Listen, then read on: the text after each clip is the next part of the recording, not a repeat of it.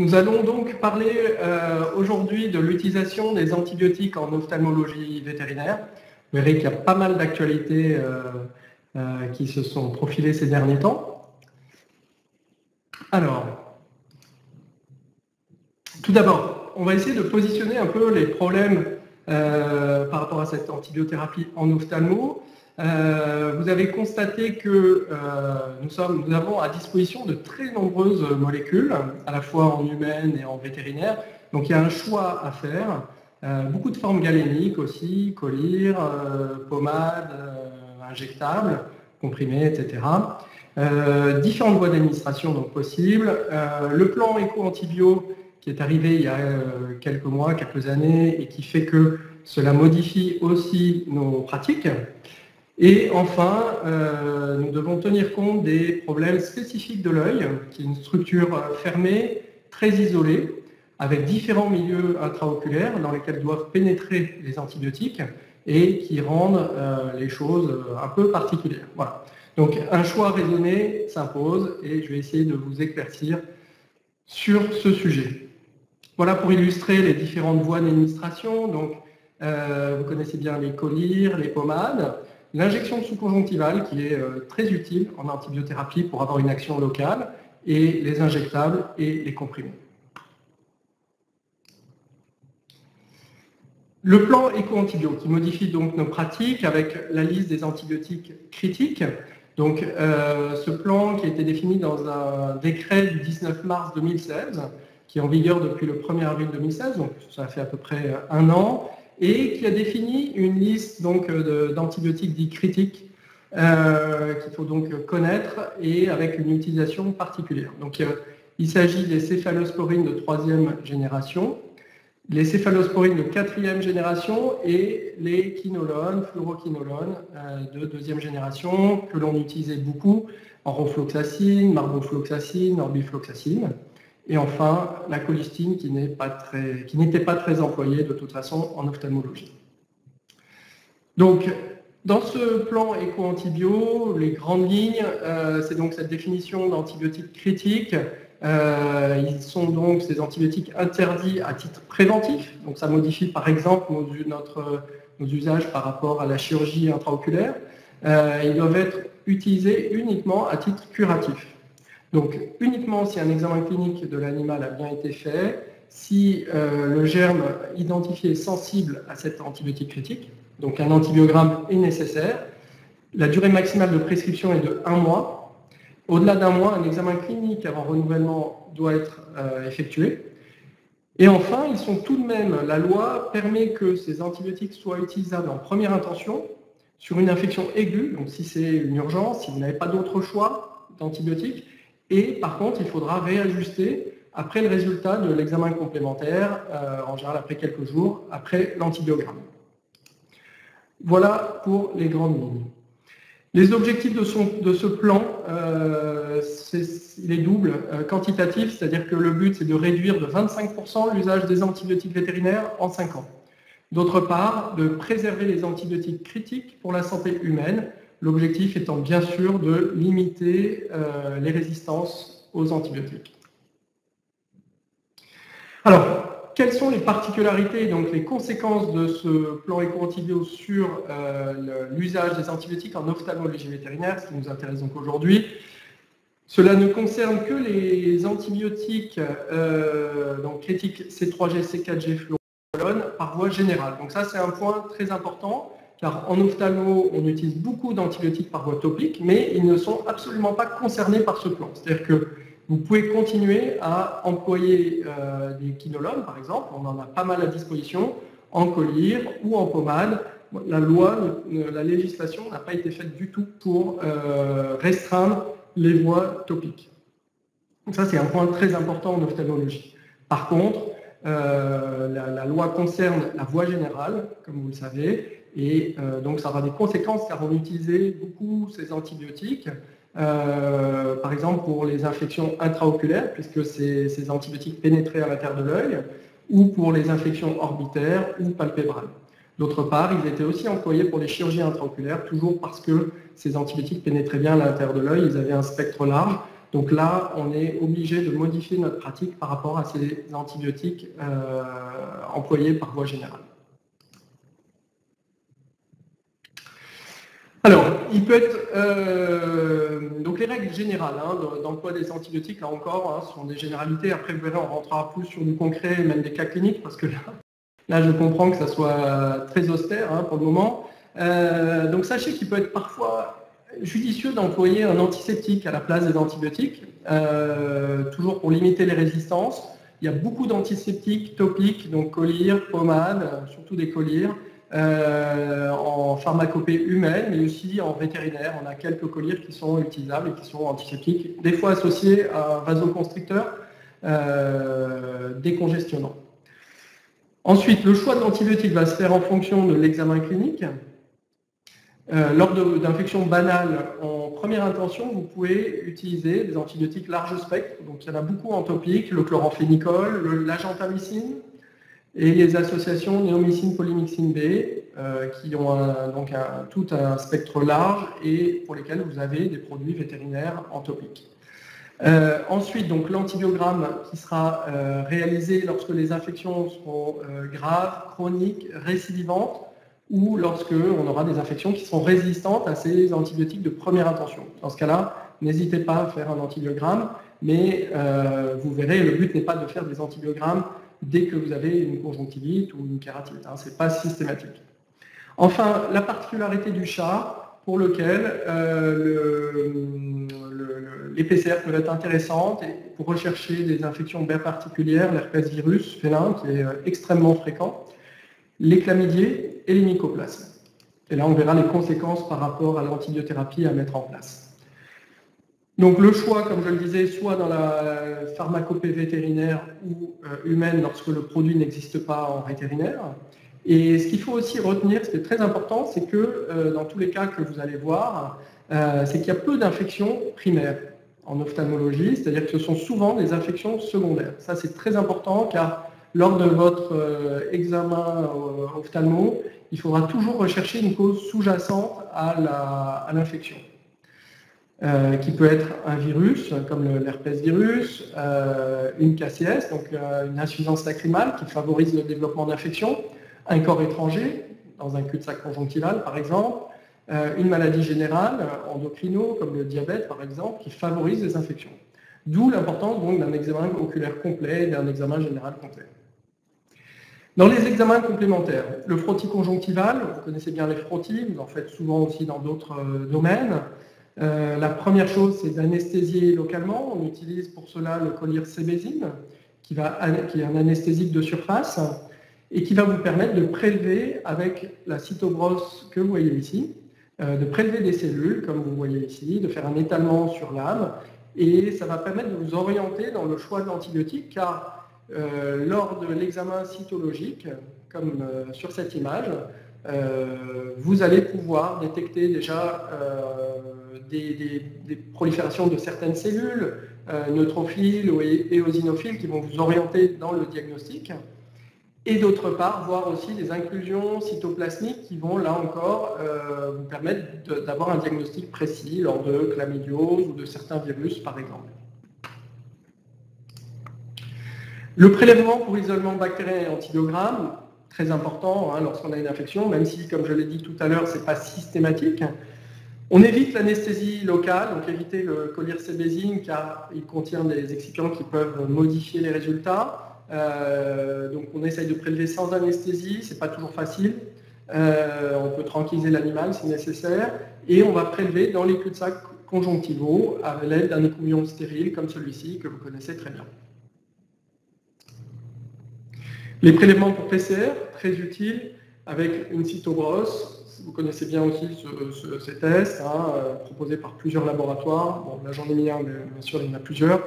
Avec des tests oculaires, souvent des associations, avec recherche par exemple chez le chat d'herpès, chlamydiose, calicivirose, mycoplasma, éventuellement bordetella, voilà, tous ces virus et bactéries que l'on peut rechercher par PCR et particulièrement utile, surtout chez le chat.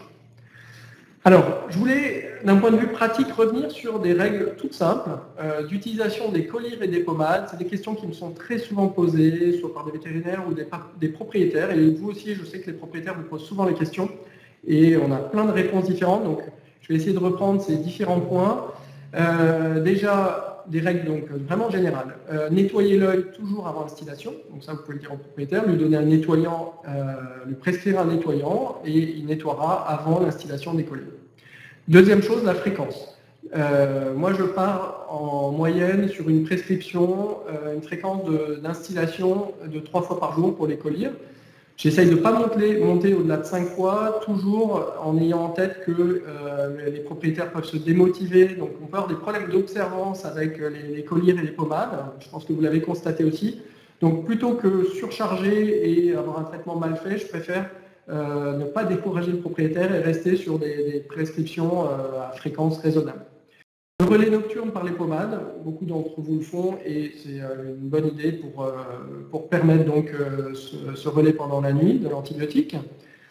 J'évite sur mes ordonnances de dépasser plus de 3 produits en topique, toujours pour l'observance. Au-delà de 3, on a pu constater qu'il y avait des problèmes d'observance, un traitement moins bien fait, des démotivations du propriétaire. Donc là aussi, essayez d'être sélectif et de ne pas aller au-delà de 3, sauf exception. Espacer 1 à 2 minutes entre chaque produit, c'est vrai que souvent on parle vous pouvez entendre 5-10 minutes, quand c'est possible faites-le, mais le minimum c'est 1 minute ou 2, ce qui est encore là aussi compatible avec la vie du propriétaire. Il faut toujours tenir compte de ça, parce que si vous mettez un intervalle de 5-10 minutes sur 3 produits, 3 fois par jour, finalement le propriétaire il passe plusieurs heures à instiller pendant plusieurs jours, parfois plusieurs semaines, et on comprend bien que ça peut être très compliqué pour les propriétaires. Pour vous donner un exemple, moi j'ai déjà eu un propriétaire qui est venu, qui avait des cernes, qui était très fatigué, qui n'avait pas dormi pendant des nuits. En fait, sur son ordonnance, il était noté qu'il devait instiller un collier 1 fois par heure. Et il a mis son réveil toutes les heures pendant la nuit et il a voulu respecter l'ordonnance à la lettre, il a voulu bien faire les choses et du coup il se réveillait toutes les heures pendant la nuit et c'était compliqué pour lui comme vous l'imaginez, en tout cas très fatigant. Donc faites attention à ce que ça soit compatible avec une vie normale pour les propriétaires. Minimum de 10 jours de prescription pour les antibiotiques. Et ensuite, pensez à dire au propriétaire de jeter les flacons de collyre après 15 jours, après utilisation, après ouverture du flacon. Et enfin, la conservation peut se faire en température ambiante. C'est pas une obligation de les mettre au réfrigérateur, contrairement à beaucoup d'idées reçues. Alors, ce tableau, je vous rassure, ça va être la dernière fois qu'on aura une diapo complexe comme ça, ou en tout cas surchargée. Mais il est important car il parle de la sensibilité des germes oculaires aux antibiotiques. Donc en fonction des germes que vous rencontrerez. Donc on a différents antibiotiques disponibles. Je vous ai mis là les plus fréquents. Et avant de rentrer dans le détail, on va bien sûr pas le voir dans le détail, mais en tout cas on va rentrer un petit peu dans ce tableau. Je voulais quand même prendre cette case qui était à gauche du tableau avec les différents antibiotiques et voir à quoi ça correspond en termes de non déposés dans vos armoires. L'acide fusidique, c'est l'isatale de chez Decra, donc très utile sur les grammes plus. C'est l'antibiotique de référence pour les staphylocoques. La polymyxine B, souvent associée à la néomycine, c'est une association qui est fréquente, qui fonctionne bien, que vous avez dans la tévémyxine.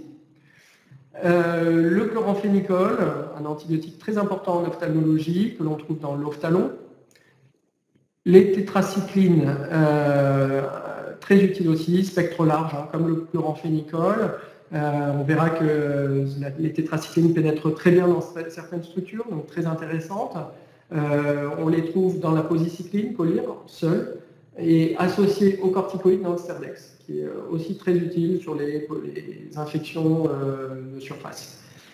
Les fluoroquinolones, là pour le coup, donc, comme je le disais, on peut les employer en local, sans problème, aucune restriction d'usage par rapport au plan éco-antibio. Donc les collyres qui existent sont uniquement en humaine, aucune quinolone en collyre ou pommade en médecine vétérinaire. Donc vous avez le droit de prescrire ce type de collyre en pharmacie. Il s'agit du siloxan, de la chibroxine collyre, par exemple. La néomycine, on en a parlé. Tobramycine, très utile en ophtalmo, car très puissante sur les grammes moins, en particulier le pseudomonas. Donc c'est le Tobrex collyre et Tobradex pour l'association avec la dexaméthasone. Gentamicine, encore une fois, une molécule de référence. C'est le soligental en vétérinaire ou la gentaline en médecine humaine. Et enfin, la framicétine, un spectre large aussi, présente dans le Fradexam, associé aux corticoïdes dexaméthasone et antibiotiques que vous connaissez très bien aussi. Voilà, on revient à mon tableau une dernière fois, promis, avec donc l'acide fusidique.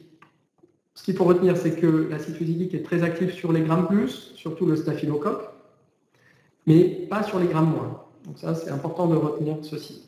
Polymyxine B, action sur les grammes moins, mais pas sur les grammes plus. C'est pour ça qu'elle est souvent associée à la néomycine, qui est active sur le staphylocoque.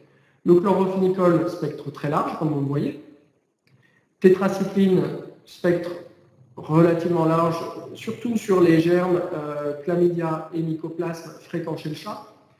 Les fluoroquinolones, spectre très large, comme vous le voyez, presque tout est sensible aux fluoroquinolones.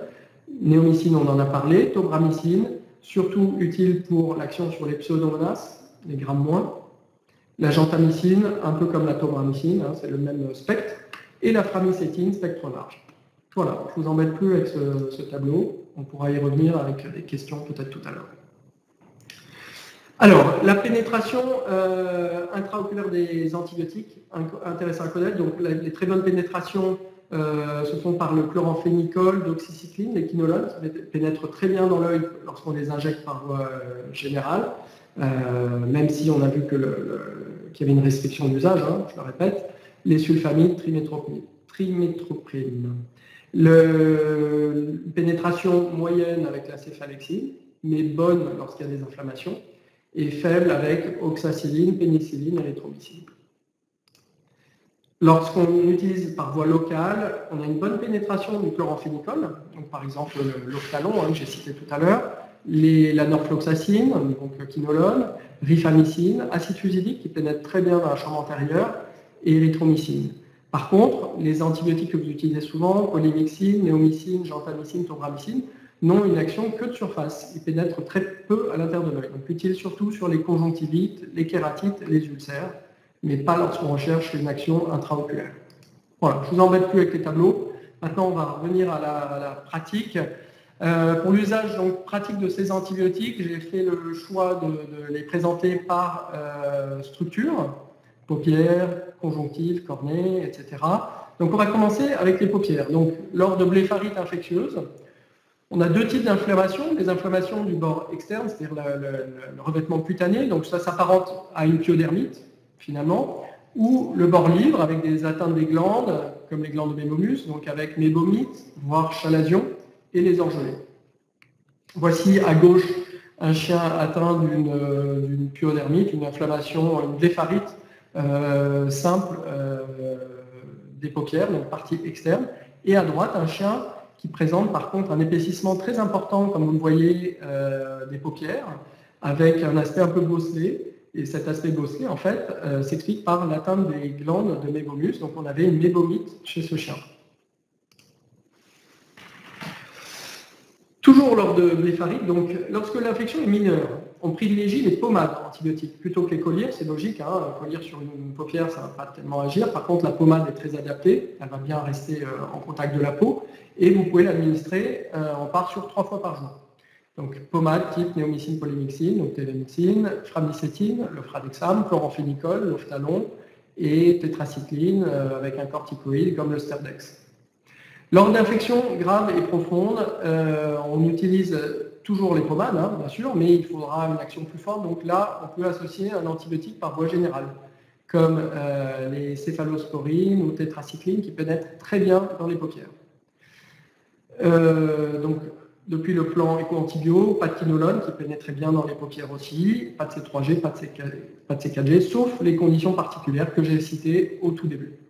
Lors de chalazion, même traitement médical, mais on devra parfois cureter ces chalazions pour évacuer ce qui est enquisté dans la glande. Et donc on associe le traitement antibiotique local et général à ce curetage. Lors de conjonctivite, un des motifs principaux de consultation en ophtalmo, on privilégie la voie topique avec le collyre ou les pommades. Donc vous les utilisez tous. On a ici chez un chien une conjonctivite banale avec un écoulement mucopurulent. Donc là vous pouvez mettre en place un collyre type néomycine polymyxine B 3 fois par jour et contrôler après quelques jours. Ici, chez un chat, on voit qu'on a aussi une surinfection bactérienne. On voit ici l'écoulement mucopurulent, mais comme souvent chez le chat, il s'agissait d'une infection secondaire à la présence du virus herpès. Donc il faudra mettre à la fois en place un traitement antibiotique, mais aussi antiviral, anti-herpétique. Toujours lors de conjonctivite, on utilise donc ces antibiotiques à action de surface avec peu de pénétration intraoculaire. Donc j'ai cité néomycine, polymyxine B, spectre large, la chansamycine active sur les grammes moins et tétracycline chez le chat, car on a souvent des chlamydiés, des mycoplasmes et des salmonelles qui sont associés. Lors de dacryocystite, déjà il faut, dès qu'on a une dacryocystite, donc une infection des voies lacrymales, il faut rechercher un corps étranger. C'est la cause numéro 1 de dacryocystite, c'est ces corps étrangers qui viennent se loger soit dans les cul-de-sac, soit dans les voies lacrymales directement, dans les canalicules lacrymaux, voire même le sac, voire même le canal lacrymal. Et donc, suite à la recherche du corps étranger, faire un lavage abondant des voies lacrymales à l'aide d'un sondage des points lacrymaux. Les points lacrymaux qui sont situés ici, point lacrymal supérieur, point lacrymal inférieur. Des fois, on est même obligé de poser une sonde de dacryo à demeure pendant quelques jours. Et on utilise ensuite un antibiotique en local, collyre, donc c'est les collyres classiques que vous utilisez, type télémycine, et un antibiotique par voie générale. On évite par contre les pommades lors de dacryocystite, car les pommades peuvent entraver le drainage lacrymal, donc plutôt des collyres. Alors, encore un autre cas très fréquent que vous voyez très souvent, les kératites infectieuses et les ulcères cornéens. Comme je le disais au tout début, ces infections sont rarement primaires, donc elles sont souvent secondaires. Il faut rechercher la cause de ces infections bactériennes, rechercher la cause comme par exemple une KCS, kératoconjonctivite sèche, donc insuffisance lacrymale, rechercher un virus, chez le chat surtout, rechercher des cils ectopiques ou distichiasis ou trichiasis qui entraînent des frottements et secondairement donc le développement d'une infection. Un entropion, un enroulement de la paupière sur elle-même qui peut aussi provoquer des infections et les corps étrangers, comme on l'a vu tout à l'heure. Deux cas de figure, soit votre test fluo est négatif, dans ce cas-là vous avez une simple kératite sans ulcère, vous pouvez mettre en place un traitement antibiotique et corticoïde, là encore très classique, télémyxine, ophtalon, en collyre ou en pommade. Lorsque le test est positif, c'est qu'il y a donc un ulcère cornéen. Dans ce cas-là, comme vous le savez, les corticoïdes sont dans la grande majorité des cas déconseillés, voire contre-indiqués.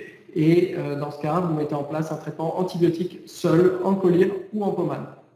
Plutôt à large spectre, comme néomycine, polymyxine B, chloramphénicol en première intention, et les fluoroquinolones en seconde intention.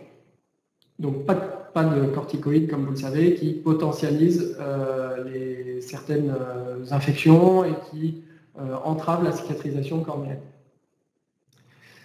Toujours lors d'ulcères cornéens, vous pouvez avoir des ulcères plus graves, comme vous avez ici. Je pense que vous voyez bien ici, on a une atteinte du stroma, donc c'est un ulcère profond. On voit très bien cette dépression au niveau de la cornée.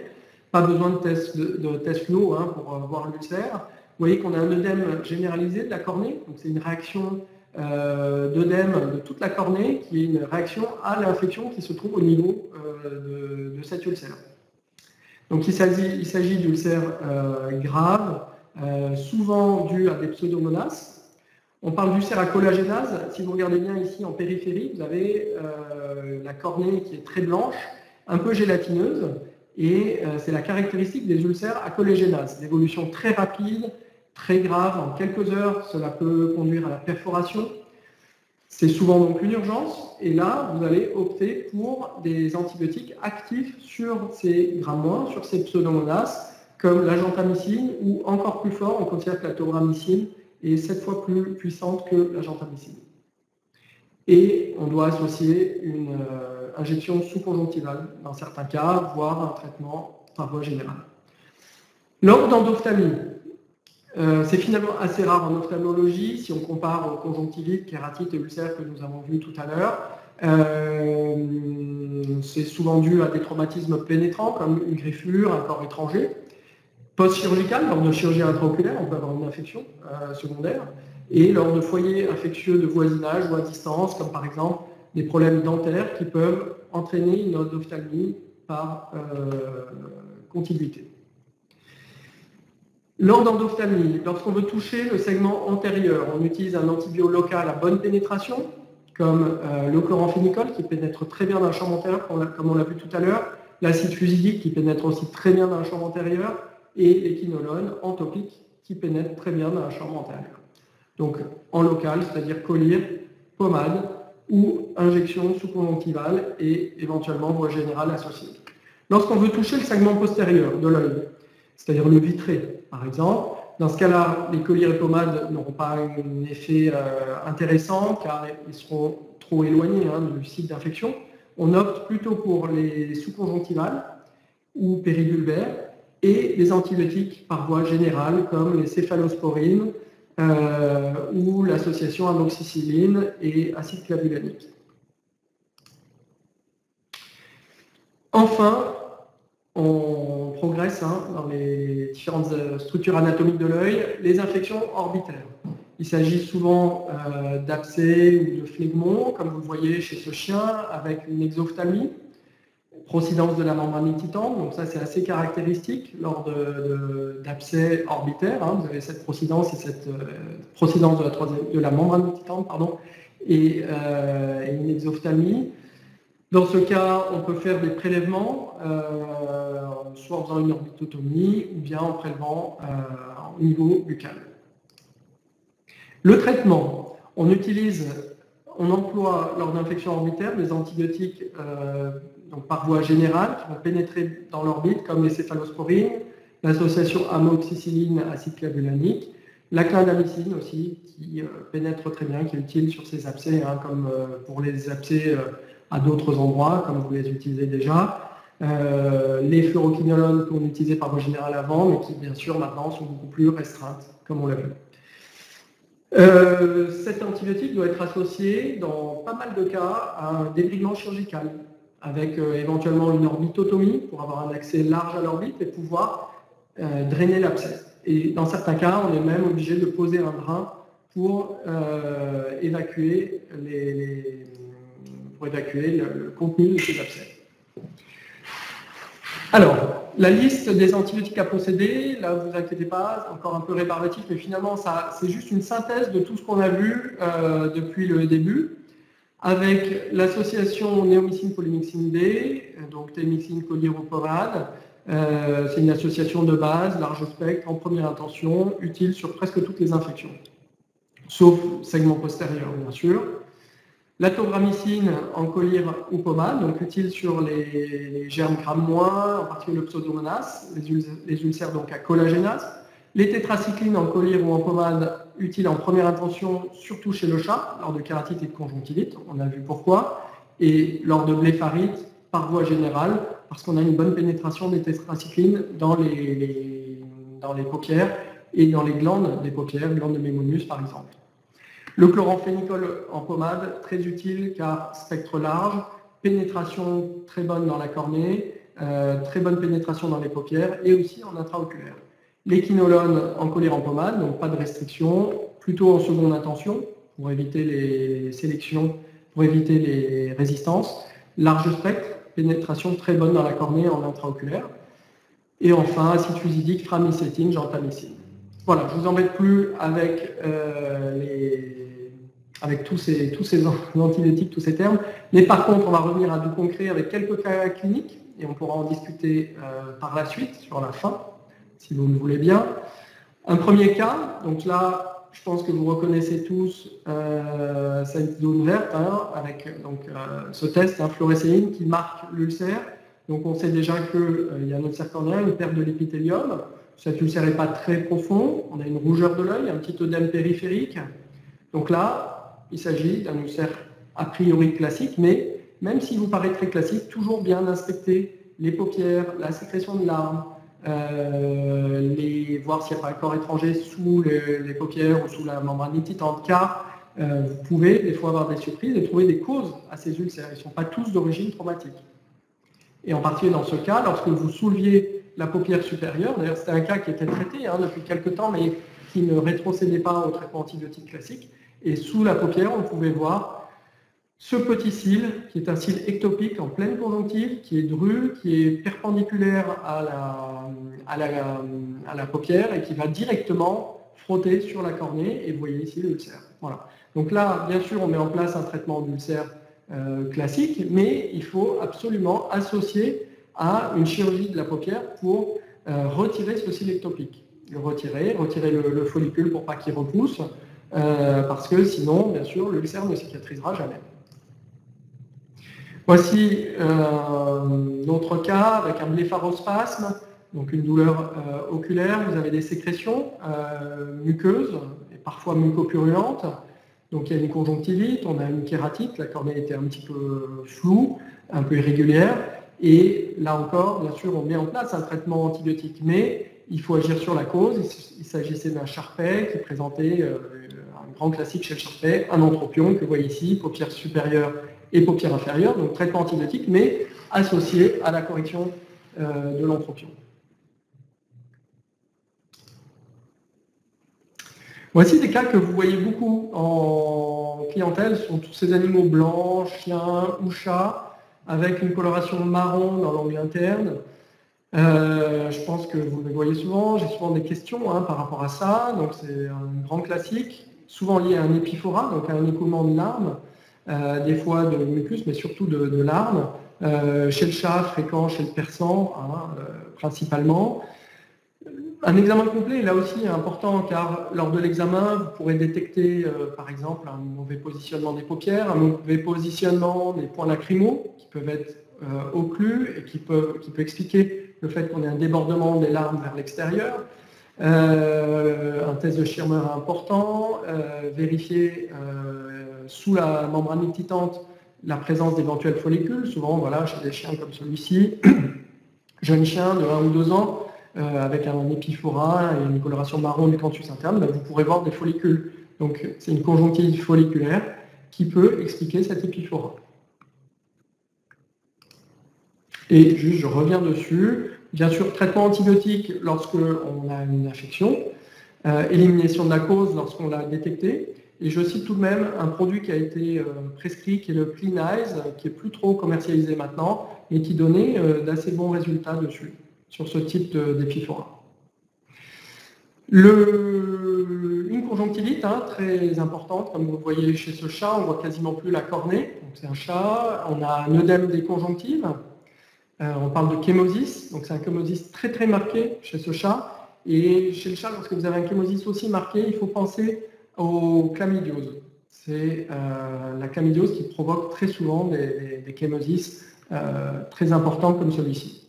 Et donc, traitement à base de tétracycline ou bien de chloramphénicol. Voici un cas chez un chien qui présentait une conjonctivite chronique, une douleur, et c'est en éversant, comme vous le voyez, la membrane nititante que l'on pouvait voir un corps étranger, un épillé planté dans le cul-de-sac conjonctival inférieur entre la conjonctive bulbaire et la membrane nititante. Donc bien sûr, traitement de la cause, pas très compliqué dans ce cas-là, et on associe un traitement antibiotique à base de collyre ou de pommade et par voie générale. Là, pas de corps étranger, mais par contre, en éversant la membrane nititante chez ce chien qui avait une conjonctivite avec des écoulements chroniques, on peut noter la présence de follicules. Il s'agit donc d'une conjonctivite folliculaire qui se traite avec des collyres ou pommades anti-inflammatoires, corticoïdes, dexaméthasone, et associées à un antibiotique. Les antibiotiques que nous avons vus tout à l'heure, car très souvent, on a la présence d'une infection associée à ces follicules.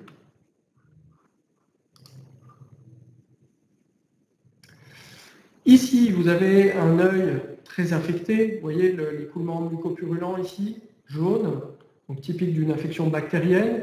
On voit ici des petites croûtes sur les paupières, là aussi caractéristique. La rougeur de l'œil, très importante.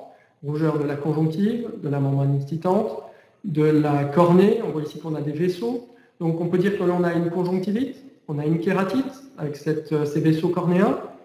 On a une cornée qui est assez dépolie, enfin qui est irrégulière. Et c'est chez ces chiens qui ont les yeux très sales, ou même chez les chats, ne pas oublier de bien faire un test de Schirmer. En effet, comme dans ce cas, vous pourrez détecter des insuffisances lacrymales responsables de ces infections bactériennes. Test de Schirmer qui sera inférieur, comme vous le voyez ici, à 5 très souvent, la norme étant supérieure à 10 mm. Alors je reviens juste à ces insuffisances lacrymales qui se traitent bien sûr avec un antibiotique. Vous allez mettre un collyre antibiotique ou une pommade antibiotique, mais associé à cela, un traitement de la cause et le seul traitement, enfin un des seuls traitements, car on a maintenant d'autres immunomodulateurs, mais le traitement de la KCS, c'est la cyclosporine A et maintenant le protopic aussi qui est utilisé. Donc associé à un antibiotique et aussi à des larmes artificielles pour compenser le manque de larmes au début. Donc sur une KCS typique comme celle-ci, vous allez prescrire un antibiotique, la cyclosporine A en pommade, un petit grain de riz matin et soir, et des larmes artificielles, le temps que la glande se remette à fonctionner. Ici, un cas assez classique. Je voulais vous mettre le cas d'un ulcère classique avec, vous le voyez, ce test fluo positif. C'est un ulcère qui n'a pas de bord décollé, donc qui est assez simple, il ne va pas en profondeur, donc le stroma n'est pas vraiment atteint. Donc là, vous allez mettre en place le traitement classique que vous connaissez avec antibiotiques, cycloplégique, donc atropine en collyre, et éventuellement un cicatrisant avec vitamine A ou vitamine B12. Et ce qu'il faut retenir, c'est qu'un ulcère classique comme celui que je viens de vous montrer cicatrise en 5 jours. C'est important d'avoir ça en tête, parce que souvent on a des ulcères qui sont plus lents à cicatriser, et dans ce cas-là, il faudra rechercher une cause. Un ulcère normal comme celui que je vous ai montré cicatrise en 5 jours avec son processus de cicatrisation, vous voyez là. Donc, vous instillez les collyres et vous allez avoir une migration des cellules épithéliales jusqu'à une cicatrisation. Et ce processus dure à peu près, en moyenne, 5 jours. Voilà le même chien, donc vous avez la photo avant et après traitement. Donc là, vous voyez que le test fluo, on voit que le test fluo a été réalisé, vous avez encore de la fluorescéine ici, mais la fluorescéine n'est plus retenue 5 jours après par la cornée, donc l'ulcère est cicatrisé. Donc là, le traitement a bien marché. Chez ce chien, vous avez la cornée qui est très endommagée, comme vous le voyez. Donc il s'agit là encore d'un ulcère cornéen. Si vous regardez, alors c'est pas facile sur une photo, mais on peut voir que cette cornée est en kératomalacie, c'est-à-dire qu'elle est en train de fondre, littéralement. Cette cornée est gélatineuse, c'est-à-dire que elle est opaque, elle est un petit peu comme un gel, elle est en train de fondre. C'est ce qu'on appelle l'ulcère à collagénase. Donc on a des enzymes libérées par les bactéries, par les pseudomonas et aussi par la cornée elle-même, qui font qu'on a un cercle vicieux qui s'installe et des cornées qui peuvent progresser, enfin des ulcères qui peuvent progresser en profondeur et en largeur très très vite, en quelques heures. Donc là, c'est une urgence. Je voulais vous montrer ce cas où on avait hospitalisé le chien avec l'œil au tout début. Vous avez ici à droite, en haut à droite, la photo de l'œil. Vous voyez que l'ulcère est assez petit. On l'a hospitalisé, ça m'est arrivé une fois. On a instillé un collyre toutes les heures de tobramycine, qui est le plus indiqué sur ce type d'ulcère. Et on a vu en quelques heures l'ulcère progresser et on est arrivé à cela. Donc quand je suis revenu en fin d'après-midi à la clinique, j'ai vu cette évolution en quelques heures. Et donc il s'agissait d'un développement d'un ulcère à collagénase très rapide et il a fallu donc bien sûr pratiquer une chirurgie de greffe conjonctivale. Donc pour vous dire que ces ulcères sont dramatiques et peuvent entraîner une perte de l'œil avec perforation. Voilà pour montrer justement la progression. Là vous avez une coupe de la cornée avec l'ulcère stromal qui évolue donc vers la profondeur. Donc on a au sein de cet ulcère des bactéries, souvent des pseudomonas, qui se développent. Cela évolue jusqu'au desmétocèle, là il ne reste plus que la membrane de Desmet, et ensuite la perforation. Voici un autre ulcère grave, profond, stromal, vous voyez ici, on a comme une cupule, hein, un petit cratère. C'est des ulcères, même s'il est petit et pas encore trop profond, on est à peu près à la moitié de l'épaisseur sur cet ulcère, c'est des ulcères graves qui évoluent vite, et vous avez ici un hypopion réactionnel, donc on appelle ça des ulcères à hypopion, c'est de la fibrine qui se développe dans la chambre antérieure et qui, avec la pesanteur, se dépose, cette fibrine se dépose et ça donne cet hypopion. Donc ça, c'est un signe de gravité, et dans ces cas-là, il faut mettre le traitement d'ulcère à collagénase en place, par voie locale et générale. Et très souvent, on est obligé d'opérer ces chiens d'une greffe de conjonctive. Voilà, c'est ce que je voulais vous montrer là. Un autre ulcère à collagénase avec une greffe de conjonctive que vous voyez ici, pédiculée, avec un petit vaisseau, vous voyez, qui apporte les éléments pour favoriser la cicatrisation. L'intérêt aussi, c'est que lorsque vous allez administrer l'antibiotique en post-opératoire, eh bien, il va arriver directement sur la zone de l'ulcère profond. Et voilà, 2 mois après retrait de la greffe, il reste une très légère couche de conjonctive que l'on laisse, qui donne une unité cicatricielle qui peut se remanier, qui peut disparaître dans certains cas, et des fois qui reste, mais en tout cas qui ne gêne pas la vision et qui a permis de sauver l'œil dans ce cas. Parce que vous voyez qu'on partait d'un cas très grave. Un cas que vous pouvez être amené à voir en urgence, il s'agit de la projection d'un produit chimique. Il s'agissait d'une base qui a été projetée dans l'œil, donc un accident ménager. Dans ce cas-là, la première, donc ça, on les voit en urgence, première chose à faire, c'est rincer très abondamment, quitte à mettre carrément la tête de l'animal sous le robinet, hein, pour éliminer le produit rémanent et vous laisser l'œil sous l'eau pendant plusieurs minutes, hein, pour bien éliminer le maximum de produits chimiques qui est présent dans les cul-de-sac et au contact de la cornée. Et ensuite, vous mettez en place un traitement antibiotique de couverture. Donc là, souvent, le traitement anticollagénase typique, car on a souvent des collagénases qui se développent lors de brûlures chimiques. Donc on a vu le traitement tout à l'heure, et continuer les rinçages. Et ensuite, on peut aussi mettre en place des cicatrisants et un cycloplégique, donc l'atropine en collyre. Voilà le même cas après traitement, après quelques semaines de traitement. Vous voyez, avant, après, on a eu une bonne épithélialisation et une transparence qui est redevenue quasi parfaite. Ici, les cas des chats. Le cas du chat, ce chat présentait une douleur oculaire depuis quelques jours, et en faisant le test fluorescéine, vous pouvez voir qu'on a la fluorescéine qui reste sur la cornée en certaines zones, et on a une morphologie très typique de cet ulcère. On parle d'ulcère dendritique. En fait, ce sont des ulcères qui suivent les nerfs de la cornée.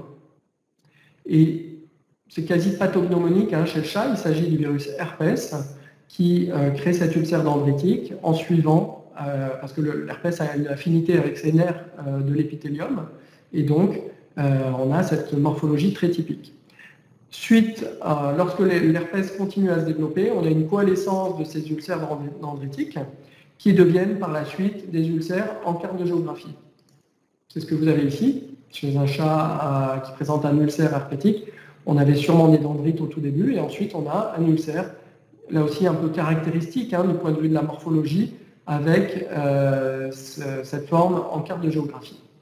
Donc là, le traitement, bien sûr, le traitement de la cause, hein, donc un antiherpétique type trifluridine, c'est le Virofta collyre, ou le ganciclovir, c'est le Virgan en gel ophtalmique. Donc ça, c'est le traitement de base. Et systématiquement, il y a un antibiotique de couverture, car on a très souvent des surinfections bactériennes lorsque l'herpès s'est installé sur l'œil du chat. Antibiotiques, donc tétracycline ou tobramycine pour éviter le développement de Pseudomonas, qui est un des premiers germes de surinfection lors d'herpès chez le chat. Voilà, après traitement, vous avez ici le ulcère avant et après ce traitement, antibiotique et antiviral. Voilà un autre chat chez lequel on a une atteinte du stroma, donc plus profond. On voit qu'on a une dépression, hein. C'est petit, hein, c'est un petit ulcère, mais il va en profondeur. Donc là, il est à peu près aux 2/3 d'épaisseur. Si on laisse évoluer, la cornée peut perforer. Il faut savoir, très important, que l'herpès ne touche que l'épithélium. il ne touche pas le stroma. Donc quand vous avez un ulcère qui va en profondeur comme ceci, c'est qu'il y a une surinfection bactérienne. Et on a parlé plusieurs fois de Pseudomonas, mais ça peut être des fois d'autres bactéries, mais en tout cas, c'est une surinfection bactérienne. Ce n'est pas l'herpès seul qui entraîne un ulcère stromal. Voici un autre cas chez un chat, ulcère herpétique avec surinfection bactérienne. On voit qu'on a l'épithélium qui est atteint, qui a été atteint par l'herpès, mais aussi une atteinte du stroma, donc plus profonde, par un germe de surinfection. Pseudomonas, encore une fois, chez ce chat, avec un début d'ulcère à collagénase, on en a aussi chez le chat, et voici après traitement, antibiotique, antiviral et chirurgical. C'est-à-dire que chez ce chat, il a fallu faire une kératectomie superficielle pour éliminer l'épithélium et le stroma antérieur et une tarsographie. Chez ce chien, vous notez la procidence de la membrane nictitante, on note un œdème des conjonctives, on ne voit pas bien, mais en se plaçant au-dessus de la tête, on note une exophtalmie, donc l'œil qui avance, qui fait protrusion par rapport à l'orbite. C'est que l'œil est poussé, il est poussé par une masse orbitaire, il s'agissait d'un abcès orbitaire. Donc on a vu le traitement tout à l'heure, très souvent, chez ces animaux qui présentent des abcès orbitaires, on est obligé, en plus de l'antibiothérapie, de pratiquer une chirurgie d'orbitotomie ou en tout cas de drainage de l'abcès, donc chirurgie de drainage associée éventuellement à un drain. Toujours penser à regarder à l'intérieur de la bouche car il y a beaucoup d'infections buccales, des infections dentaires qui par voisinage en fait peuvent toucher l'orbite. La même chose chez un chat, c'est plus rare, mais on en a, des abcès orbitaires avec procidence de la membrane nictitante, on le voit ici, l'œil qui est avancé dans l'orbite, et voici, après traitement, drainage de l'abcès, l'œil qui redevient normal. En conclusion, j'aurai 2 minutes de retard, mais ça sera quand même un tout petit peu de temps pour discuter. Ce qu'il faut retenir, ce sont les conséquences du plan éco-antibio en ophtalmologie vétérinaire par rapport à l'antibiothérapie. Finalement, elles ne sont pas si importantes que ça, car ce plan ne concerne pas les produits à usage topique, donc ce qui représente un grand pan de l'ophtalmologie vétérinaire. Ne pas oublier de bien voir en humaine, on a un grand choix de produits, d'antibiotiques, de collyres de pommades. Lorsque celui-ci manque en vétérinaire, ce qui est le cas de certaines quinolones ou des tétracyclines, que l'on n'a pas en vétérinaire, en local. Bien faire son choix d'antibiotiques en fonction du spectre, de la pénétration et de la galénique. Bien retenir qu'il y a très peu d'infections primaires en ophtalmo-vétérinaire, donc presque toujours, dès que vous avez une infection, rechercher une cause et traiter l'infection secondaire, et retenir les particularités du chat avec le virus herpès et puis certaines infections comme la chlamydiose, par exemple. Je vous remercie. Alors, je vais lire vos questions. J'ai cru en voir passer pas mal. Alors, on y va. Antiviral, Virgan, Zovirax, un autre. Donc, j'ai cité tout à l'heure le Virgan, oui, Ganciclovir, en gel, ophtalmique. Donc, on l'utilise un petit peu comme une pommade. Ou la trifluridine, Viroftacolir. Donc, ça, ce sont les antiviraux qu'on utilise le plus. Après, vous avez aussi le Famciclovir qui est de plus en plus utilisé, ainsi que dans d'autres domaines que l'ophtalmo, qui est aussi utile par voie générale, en complément de ces traitements topiques. L'utilisation du NAC, bonne question. Le NAC, c'est de la N-acétylcystéine, c'est un anticollagénase. Je le vois très très souvent prescrit. C'est bien de le prescrire sur des ulcères cornéens pour éviter le développement des collagénases. Mais par contre, on l'utilise parfois en tant que cicatrisant, or ce n'est pas réellement un cicatrisant, il faut le prendre comme un anticollagénase. Ce qui est une nuance à bien prendre en compte. Vous avez des cicatrisants, la vitamine A, la vitamine B12, sont des cicatrisants cornéens. Le NAC, plutôt l'employer en anticollagénase. Alors...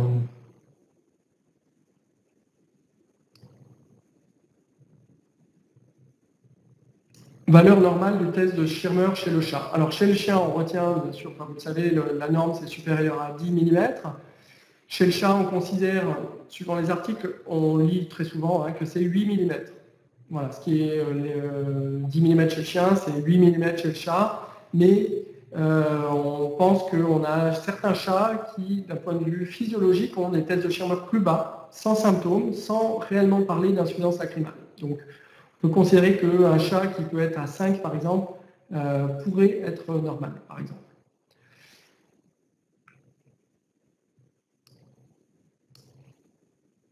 Collyre antiviraux, nous avons vu ça. Un docollyre, il s'agit d'un INS en local.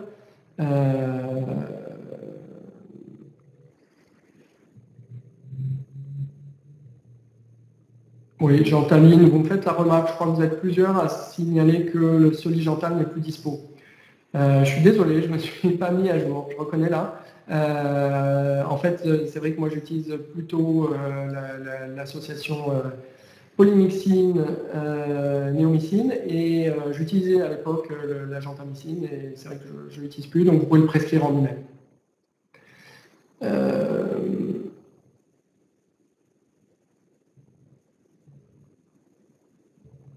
Pas mal de questions, j'essaye de retrouver.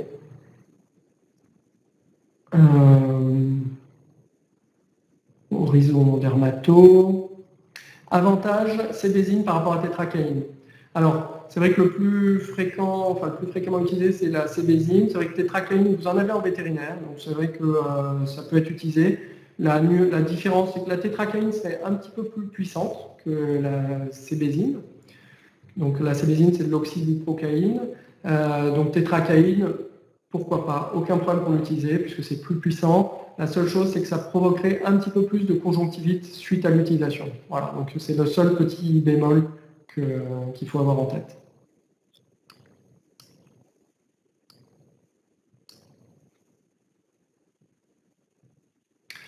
L'efficacité du Clérapix sur les ulcères profonds. Ça déborde de l'antibiothérapie, mais on peut tout de même en parler. Donc le Clérapix, c'est une matrice qui vient d'être commercialisée. Il y a peu d'études encore publiées sur ce sujet, parce que c'est récent, mais ça serait, je parle au conditionnel, intéressant en effet sur les ulcères profonds pour restaurer la matrice du stroma. Donc, pas vraiment utile sur les ulcères épithéliaux, plutôt sur les ulcères stromaux. Oui, donc je vois des arrêts de commercialisation. Bon, c'est vrai que j'ai cité des choses en humaine pour être exhaustif, mais ça change beaucoup en humaine. Ce qu'il faut voir, c'est que il y a des antibiotiques que j'utilise à certains moments, qui sont plus utilisés pendant quelques mois, enfin qui sont plus disponibles pendant quelques mois et qui reviennent en commercialisation. Donc je crois qu'il ne faut pas hésiter quand vous prescrivez en humaine des collyres ou des pommades à regarder dans le Vidal ou sur Internet, voir s'ils sont commercialisés, parce que je vous assure qu'en humaine, ça change énormément.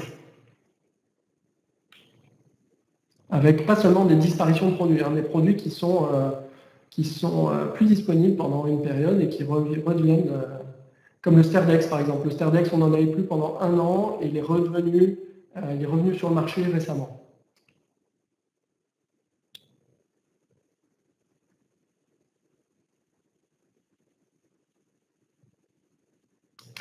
Quel nom de traitement pour les épiphoras? Si c'est vraiment, enfin il y a marqué de TT, je pense, traitement. Pour les épiphoras, comme je le disais, bien rechercher les causes. On ne peut pas donner un traitement pour les épiphoras. Il n'y a pas un seul traitement, il y en a plusieurs en fonction de la cause. Je suis désolé, j'aimerais être plus précis, mais mis à part le Clean Eyes que je vous ai cité tout à l'heure, mais qui, je crois, pareil, n'est plus commercialisé depuis quelques mois, était donné sur des épiphoras primaires, lorsqu'ils, la plupart du temps, sont des épiphoras secondaires, et donc il faut rechercher la cause.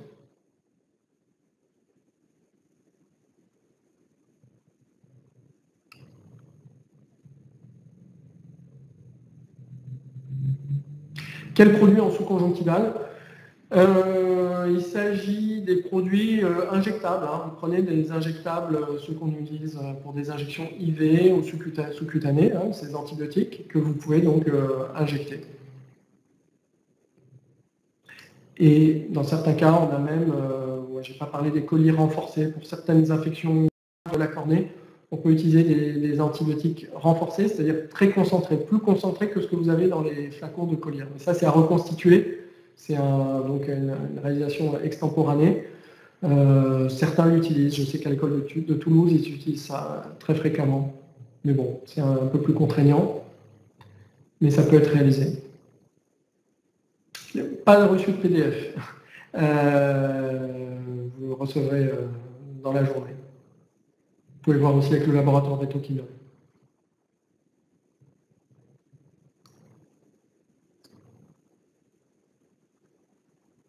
Maintenant,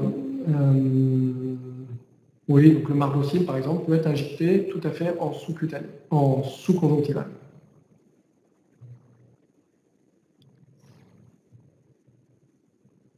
Alors, xylocaïne, pour l'anesthésie de surface, non, ça n'est pas employé. La xylocaïne peut être employée pour des anesthésies, par contre, péridurales, comme chez l'homme, donc ça c'est faisable, mais c'est en injection, mais pas en topique.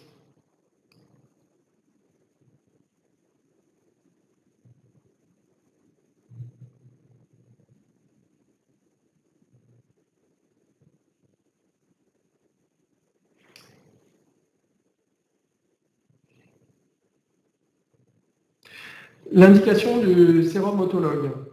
C'est vrai que c'est à la mode en ce moment, donc c'est un sérum qui est prélevé sur l'animal et qui peut être utile. L'indication, ce sont les ulcères graves, les ulcères cornéens graves, stromaux, comme ceux que je vous ai montré tout à l'heure, qui vont en profondeur. Le sérum autologue n'a pas vraiment d'indication sur les ulcères épithéliaux, c'est-à-dire superficiels. Les ulcères classiques que vous voyez, donc qui ne sont pas stromaux en général, ils sont épithéliaux, sont traités avec des traitements topiques type gentamicine ou l'ophtalon, qui peut être employé, la télémyxine, associée à un cycloplégique, c'est-à-dire l'atropine en collier, et éventuellement vous pouvez rajouter un cicatrisant type vitamine A pommade ou vitamine B12, le 12 collier. Ça, c'est vraiment le cas classique. Et puis après, c'est vrai qu'on a d'autres traitements. Ça peut être le Clérapide, comme on a parlé, sur des ulcères plus profonds, le sérum autologue, c'est des ulcères là aussi compliqués, plus profonds, et éventuellement des traitements chirurgicaux.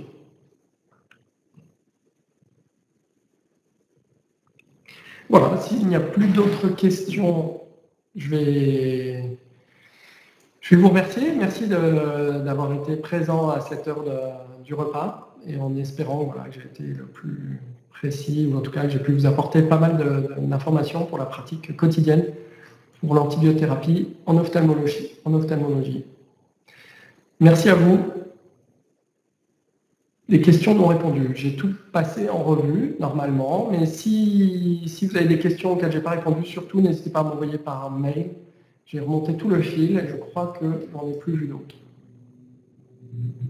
N'hésitez pas à me contacter par mail. Je vous remercie et bonne journée à tous. Merci beaucoup. Merci.